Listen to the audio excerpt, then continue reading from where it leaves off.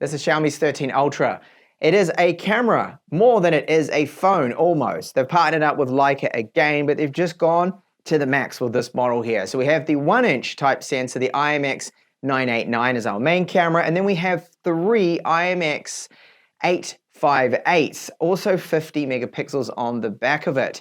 It even has a style that looks a little bit more like an old school Leica camera than it does a Xiaomi smartphone. And we've got this fake leather back that I do quite like. Finally, we have USB 3.2, but it's only 50 gigabits per second, still way better than USB 2 speeds. Supports video out, clone display, and we have a 120 Hz screen. It's powered by the Snapdragon 8 Gen 2. It's got a lot of power, a lot of potential here, but there are a few things that I definitely think potential buyers should be aware of that I will let you know in this review. Because this is currently just a Chinese-only release, I did import this with Trading Shenzhen. Now, I've used these guys a lot. They are really good. It did take about 11 days to arrive. So in the box, you will find a 90-watt charger. They decided not to go with the 120-watt charging tech for some reason. And we do have our Type-C cable to Type-A cable. And they do include in the box a SIM tray tool, some paperwork here that is in Chinese. And we do get this case. I rather like the look of it because it does make this look more like a camera than a smartphone. Now, the first thing you notice is when you handle this phone that, it's a little bit heavy. It's a bit chunky too. So it's 227 grams officially, but I measured 231 grams. And you can see about here, well, this is where it's measured. They measure, of course, the thinnest part.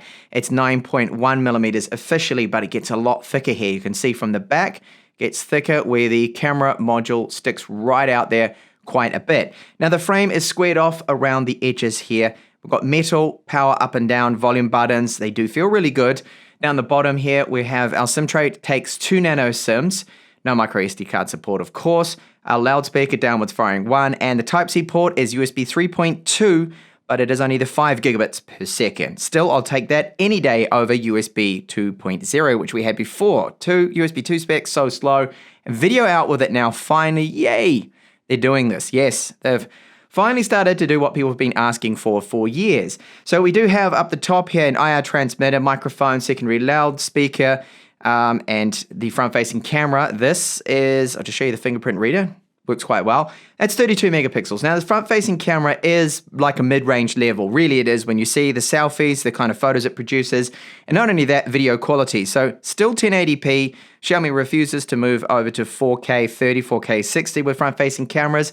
No autofocus either, unlike the competition. They've been doing that for years. So, we have a curvature to the screen, which is 6.73 inches, and it is a screen that's 1440p, this resolution. So 522 ppi. It's very sharp, more on that screen later. So on this side here, nothing, no buttons, metal feel to it. And the backing here, this fake leather, I do like the feel of it. It feels good. It does not feel cheap.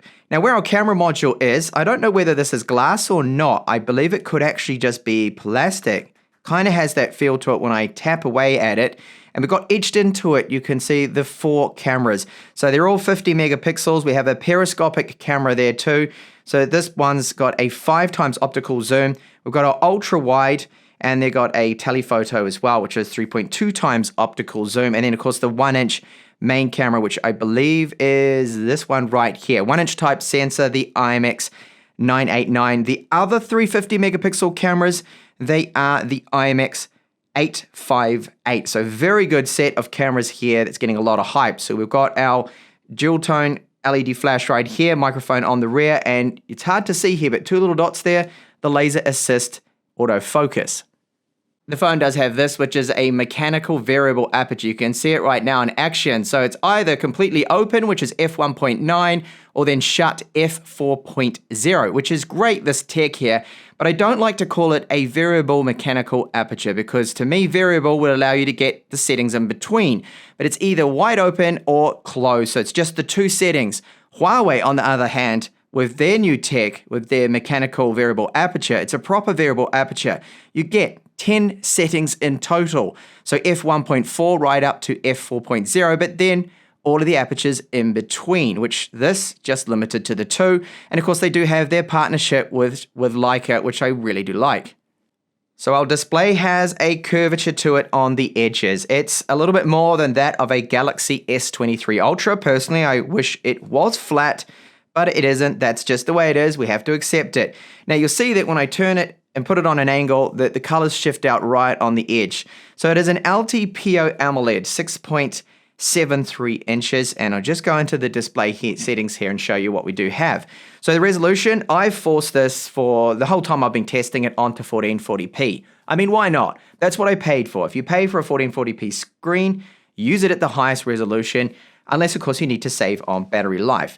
Now you can enable this to save battery. It will switch over automatically, and you do have this option for the refresh rate. So it's either 60 or 120. Sadly, no 90 Hz option, which would have been ideal to get that perfect combination, the sweet spot between fluidity and battery saving. But never mind, it is still very fast, very fluid, everything. And the UI seems to run, and I've tested this at 120 frames per second, everything, very good optimization. So your color scheme, got all your typical settings in here. I've left it on the default, which is the original Color Pro. And the brightness of the screen, well, they do claim Xiaomi, and I think this is just marketing. 2600 nits is its peak, and I've never been able to achieve that. What I do see is when I run wide, of course, and put the brightness right up to the max, even with the auto brightness enabled or off, even in direct sunlight, I see just over 1300 nits. It's 1320 that I measure, and we are not getting that 2600 or even close to that. So unless it's not enabled, it needs to come with a firmware update. I really doubt, and I do not actually believe this display is capable of it, because in direct sunlight, it looks like any other display. So not to take away from this screen, it's a very good screen, and I don't see any banding. I don't have any issues with flicker, and there is no, as you saw there is no actual setting here for DC dimming. I don't see it here, but I'm not seeing that banding. So all up, it is a top tier screen that Xiaomi have used in the 13 Ultra. Onto the UI performance, which I must add has been very good. So fingerprint reader, that unlocks great. It's quick. It's still not as good as the Vivo X90 Pro Plus. That's the best fingerprint reader. That one's ultrasonic that I have ever tested out. Really good. Now the UI, this is MIUI 14 that we're running here based on Android 13. Very fluid and smooth. I have to say that they've done, obviously, in China, more optimizations than the global version, because the global version, I sometimes, when I went to unlock it, this is even with the 13 Pro, if you left your phone for, say, overnight, you wake up in the morning, you go to unlock it. Oh, I need to just wake it up. Here we go. Unlock it. I would, for a split second, see the spinning icon of the launcher load in, and that doesn't happen here. The performance is excellent, really good. So I'll just show you that I am on the latest firmware. There's been 2 patches already, and they've been camera focused and orientated, but we do have with this model here too, I'll just show you the specs here, an Android security patch level of April, so that's not too bad. And you can see that it is running my model here, 12 gigabytes of RAM, and I do have the additional 3, which is caching. It's not actual physical RAM. It's a bit misleading, that marketing saying it's a RAM extension, when it is, of course, just caching. That's all it's doing there to help make things a little smoother. Snapdragon 8 Gen 2 is a fantastic chipset, really good performance, and the whole time using the launcher, it's always a solid, you can see here, a solid 120 frames per second, no matter what I'm doing. It'll dip, yeah, maybe a few frames you can see, but that's normal, okay? Going down just 3 frames per second, nothing. I see none of those lags and issues I have seen on previous, again, global ROMs. It seems that the Chinese team with MIUI definitely has the optimization down, finally. Xiaomi has also revamped the camera app here for this particular model, and I hope this is going to pull through to other models like the 13 Pro, for example.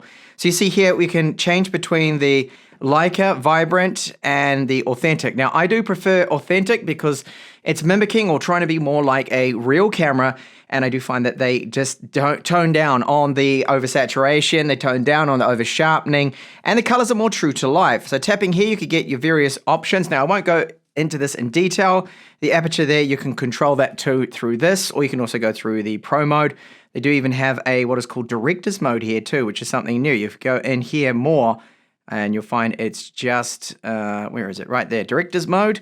So bringing that up, you can see a lot more. So it's like an advanced Pro mode, but you can also link other phones up together, stream them all via this right here. So it's great that they're doing this. They're pushing forward, especially in the camera department. We're getting a lot of innovation. So quickly, I wanted to just mention a couple of things with the camera. I'll just get out of that pro mode, director mode there. When you go into video, if you're going to shoot 8K, so I'll just go over to 8K here. So this is new too, that you can just tap the resolution and the frame rates right there. So 8K, no 30 frames per second. When you start recording, you cannot just swap over. So pulling back on that, it won't go over to the ultra wide. And when I zoom, it won't go over to the zoom cameras.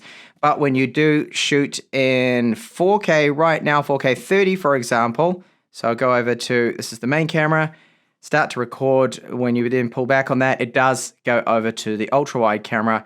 But that's it. It's between the main camera and the ultra wide. It won't use those zoom cameras either with the video, I've found out. Over to our cameras now. I know a lot of you are excited to see what can it do with those cameras on the back. Very flash, but this 32 megapixel front-facing camera here, it's only 1080p for the video quality, and I do find it to be kind of a mid-range level. Now, it really should have 4K, and I've talked about this a lot of my videos. All of the competition has been offering 4K with their front-facing cameras. You've got Huawei, Samsung, Apple, and even Vivo's mid-range phones. The V series has 4K 30, and I think even 60 with the front-facing cameras, but with Xiaomi we just simply do not get it. So it's a little bit disappointing. If you're a vlogger out there, you're limited to just 1080p, 30 frames per second, and 60 frames per second. So this is now 4K 30 frames per second, and you will hear wind noise. Despite having that really good bit rate of 320 kilobits per second, finally, there is no wind filtering option, not even in the settings that I think we saw sometimes with some of the previous models, or maybe on the 11 Ultra had it, but we don't hear with this 13 Ultra, which is unfortunate. So right now there's no wind. Sounds amazing, the audio quality. Now I can pull back and go over to the ultra wide 50 megapixel camera. Remember, all of those 4 cameras on the rear, they're all 50 megapixels, but just the main one is the IMX 989. I can then start to zoom in. So that is 1 times again, you see that swap over the switch, and this is now 2 times digital here. Stabilization is very good across all of these cameras. And of course, just electronic with the ultra wide, and it does use optical with the main and the zoom cameras. So very good video quality here. I just hope that Xiaomi can add a wind filtering option. This is 8K, and it is a proper native 8K. So it's not 6K upscaled, which they did with some of their earlier 8K options, but it's only 24 frames per second. Now I know they're going for that cinematic look being 24 frames per second, but it just looks choppy to me, especially when I pan around here. The motion is jerky, it's not smooth. I really hope that they can give us a option, firmware update, to add 8K 30 frames per second. Now we've got a 6-minute limit with 8K footage. That's it, which is quite disappointing. And once you start shooting with the main camera, you can't swap over to the zoom cameras, and I cannot pull back and go over to the ultra wide. But it's great that we can shoot with all of the cameras 8K. It's just you cannot swap over to them. So when I start to zoom now, this is still that main camera that it's using at the moment. That's 2 times. This is our 3.2 times zoom camera now with 8K, looking at the castle of Denya. So I can zoom a little more here. That's now 4 times and 5 times digital zoom. And our ultra wide camera, 8K, 24 frames per second. Come on Xiaomi, please give us an 8K 30 frames per second option, would be perfect. Now these cameras have received a lot of hype, right? I expected them to be leagues ahead of anything else that I have tested out. So these samples I'm showing you now, yes, it does take some amazing photos, but are they better than an iPhone? Are they better than a Samsung Galaxy S23 Ultra? Well, I did a camera comparison to put that to the test. And what I discovered in that video was, well, yes and no. It's certain scenarios, yeah, the cameras are better, but in others, no. It was really trading blows, the Xiaomi 13 Pro with other flagships. And I, myself, now in testing these cameras out, would rate these cameras as being, yes, maybe in the top 5, but certainly not the best of the best, and really just as good as other flagships. So do check out that camera comparison if you want to know what these capable cameras are really like compared to the competition.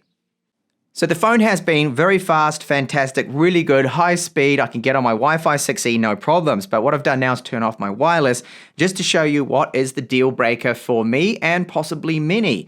It's only, as you can see, they're showing H. So I'm stuck on 3G. This is also in town for me. I can sometimes get onto 5G, but I don't know where the actual tower is or the frequency that I can get.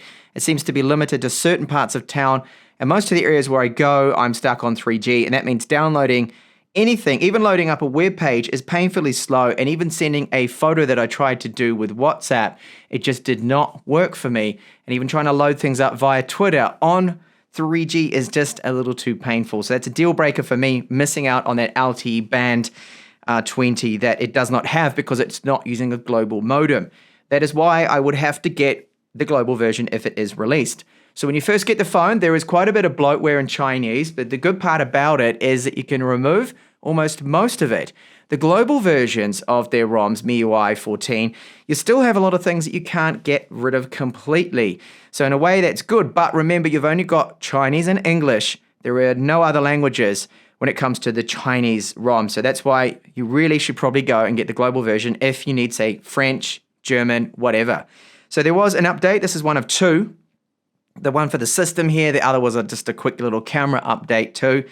So it's good to see they're pushing out these updates. Now, it does have a widevine level 1 cert, and I can confirm that Netflix does run in full HD. Camera 2 API is level 3, so maximum support. If you want to test out open camera, Gcam ports, then you do have that option, which is great that they've done that. And what about the stress test here? So this is Wildlife's very demanding test. It's the top test. 20 minutes, which is 20 loops, and all phones will throttle. Now, the 13 Ultra here did exceptionally well. Very high score that it maintained. It only lost 10%, which is really good. And the ambient temperatures, a couple of people on Twitter questioned that 29 degrees. What are my ambient temperatures? Well, that's the temperature of the chipset after I'd left the phone for about an hour before I even did this test. Now, my ambient temperature is about 24 degrees in here, but when you just turn the phone on, load up an application like 3D Mark, the CPU temperature, the chipset temperature, the Snapdragon Gen 2 there, 8 Gen 2, did hit 29 degrees. So that's what it is. The trade-off is it gets exceptionally hot too. Around the frame here, when you game, when you push it hard, I've seen it get up to 51 and 52 degrees Celsius. Very warm. So the Antutu score, great score here. Not the highest I've actually seen, but very good there. And yes, I did let it cool down before I ran this test there. So great performance.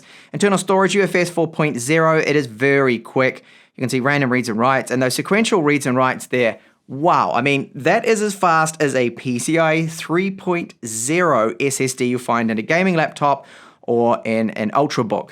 I did the CPU throttling test. This was a request from someone off Twitter or YouTube comments, and you can see that, yeah, it throttled down about the same to about 80% at times, 90, 80 there. It was quite demanding, and again, it got really hot to the touch, quite warm on the frame. So the charge time to go from 10% to 100 timed here with Antutu, 43 minutes at 90 watts. So for some reason, they didn't go with their 120 watt charging tech, and they have even faster too up and coming. Not sure why. I think it's probably the cost is why they did that. And that was the last little update, which was for the camera. And then finally, battery life is very good. So this is 10 hours with the fixed test that I do, PC Mark, and I'm able to achieve around 7.5 running the QHD resolution, so 1440p and 120 Hz refresh rate. Not bad at all battery life with the Xiaomi 13 Ultra. Now, one of those things that I have always commended Xiaomi for, there's many things I do commend them for, and one of them is their audio quality. Now, of course, there is no 3.5mm headphone jack. That's gone. But use that, an adapter, and a good set of wired earbuds, headphones that I have, like these ones here, also from Xiaomi, and things sound really good. Now, they've done this for some time now. Just their audio quality has been, for me, one of the best out of many brands. LG's another one that was also very good at that too, but Xiaomi's great. So we have the two loudspeakers, top and bottom here. They do sound good. I'll give you a sample now of a YouTube clip of mine with that speaker at 100% volume.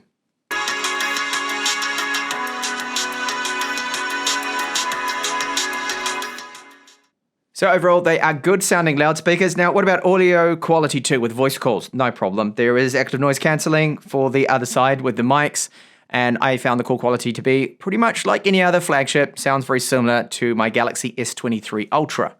And how about gaming? So this is Genshin Impact, which I normally test out with phones. So I've got it running on the highest possible settings and set to 60 frames per second. And you'll notice that there really isn't much lag at all. The frame rate is normally around 60 frames per second. Because of what I showed you with 3D Mark, it's the same. It will throttle down about 10%. That's really about it. But the phone, as a result, does get very, very hot to the touch. So that's one thing to bear in mind. And if you are going to be gaming with a case on it, prepare for this phone to literally almost cook itself. It will probably then get up to about 55 degrees, get exceptionally hot with a case on, and if you happen to live in a very hot environment. So the gaming performance is excellent. It's got plenty of power, really doesn't throttle, and handles this game so well, just as well as gaming phones out there like the Red Magic 8 Pro that I also reviewed. So fantastic job, Xiaomi, with this phone. It's got amazing performance. It games so well, great for gamers too. So not just about the photography side of things, but it gets really hot. That's the trade-off. For hardly even thermal throttling, it will get very hot. The frame around the outside, about up to 52 degrees Celsius, 51. Battery life is good. ROM performance, the Chinese ROM, excellent. It seems to be so much better and well optimized compared to the global ROMs I've recently reviewed. Video out finally, yes. Audio bitrate, 320 kilobits per second with video. Another thumbs up, but then a thumbs down. There's no wind noise filtering at all. There's no option in the settings, and that really affects the audio quality because video is not just the video, the images, but also the audio, and that's very important. And it can be bad if there's any breeze at all, it destroys the audio. So the model here with the cameras, of course, being the fact that they can shoot 8K is fantastic across all of them on the rear. So 8K ultra wide, 8K zoom, but you can't swap between them once you start recording. You're also limited to only 6 minutes. That's it. And then once the 6 minutes comes out, it's very hot by then, and it will stop, and you need to start recording again, which is not good. It's also 8K 24 frames per second, which personally I find choppy. I know others out there will say, well, that's cinematic 24 frames per second, but I want them hopefully to bring out a 30 frames per second option. I think that will be ideal, and if they can remove the limit, that would be even better. I do like the new camera app. There's so many options in there, so many pro modes. You can also get that clip-on for the 2-stage shutter that runs via Bluetooth, the little holder for it, that is also great. So they've got those accessories there. Now, global pricing, I expect it to be very high. I think if the 13 Pro was and is in Spain here about 1,400 euros, then I do expect it to be close to 15, maybe 1,600 euros for this Xiaomi, which is, wow, quite an ask. There also is no Android Auto support. That doesn't work. And the deal breaker for me is I'm stuck on 3G because it doesn't have a global modem. So there's no 5G. I can't seem to get on 5G here with it. I can't get on LTE band 20 because it doesn't support it. So all those little tiny cons start to add up. And really, I think the phone has been slightly overhyped. It is a powerhouse of a mobile. It does have some of the best cameras, but check out my camera comparison and you will see that it goes head to head with the Samsung Galaxy S23 Ultra and the iPhone 14 Pro Max, but it doesn't dominate in every single category. And that front-facing camera, it's only 1080p, there's no autofocus. It's quite a disappointment in what is labeled as the ultimate phone here, being the 13 Ultimate. So thank you so much for watching my review. I hope now you've got a better picture, full understanding of exactly what this phone is about. It's an excellent phone from Xiaomi, but clearly it's not going to be for everyone.